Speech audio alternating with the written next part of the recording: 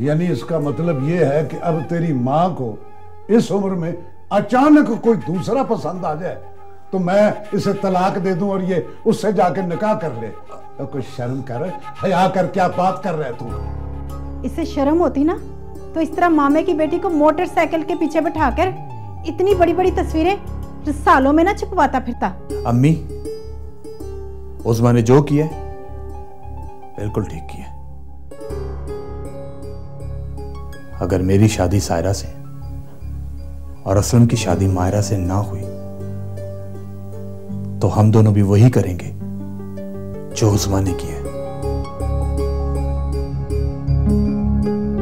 लो भाई, जाहिर है खून का असर है।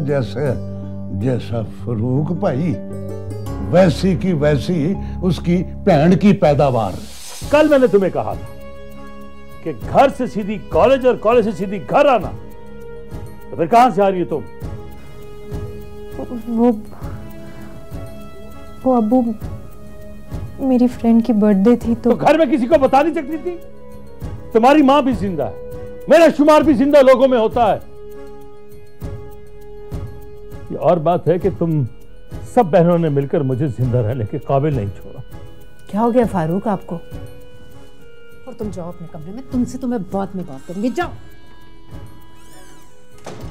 फारूक मत करें ऐसा प्लीज, खुदा के लिए मत करें। तो फिर क्या करूं मैं? क्या करूं? सिर्फ उस्मा ही काफी नहीं थी मेरे सर में मिट्टी डालने के लिए? फारूक, मैं समझाऊंगी सायरा को, बात करूंगी उससे। ज्यादा सख्ती से औलाद बिगड़ जाती है। और आप जरा सोचें, अगर सायरा ने भी उस्मा की तरह घरेलू माहौल से तंग आकर कोर्ट में जाकर शादी कर ली तो क्या करेंगे हम?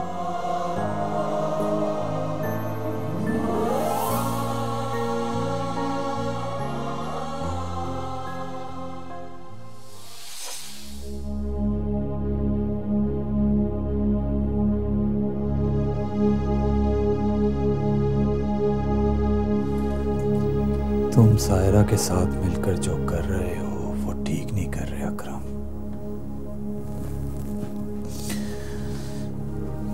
सारी जिंदगी अपनी बीवी के सेक्रेटरी और गार्ड बनकर उसकी कमाई खाओगे। कभी धुतकार के कमरे से निकाले जाओगे, कभी नौकरों की तरह कमरे में बुलाए जाओगे।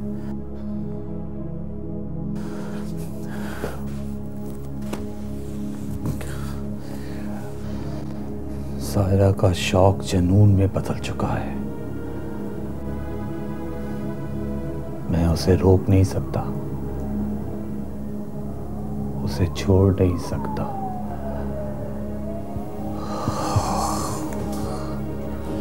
क्या करूं, क्या करूं?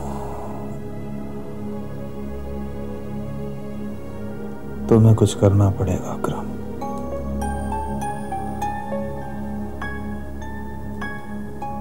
सायरा तेरे बगैर नहीं चल सकती।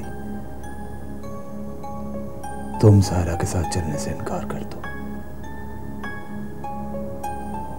उसके कदम खुद ब खुद रुक जाएंगे। कुछ करो अकरम,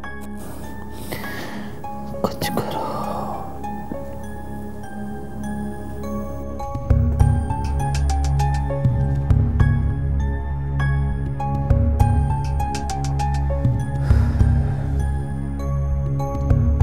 काफी परेशान लग रहे हो।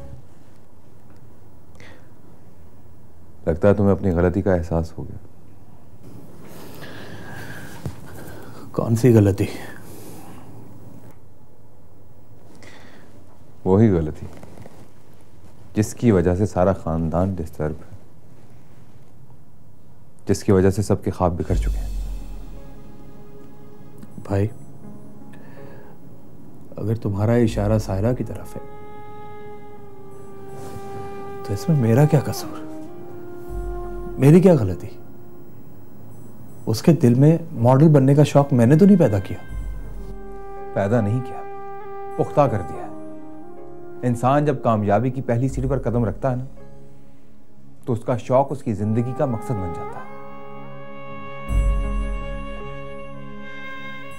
और यही मकसद मजबूरी बनकर उसके गले में पड़ जाता है। और सारा की कामयाबी का पहला कदम तुम्हारी वजह से पड़ा है।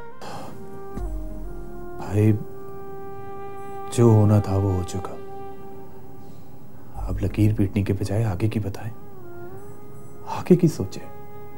बताएं भाई, आगे क्या करना चाहिए। सारी सिचुएशन तेरे सामने है।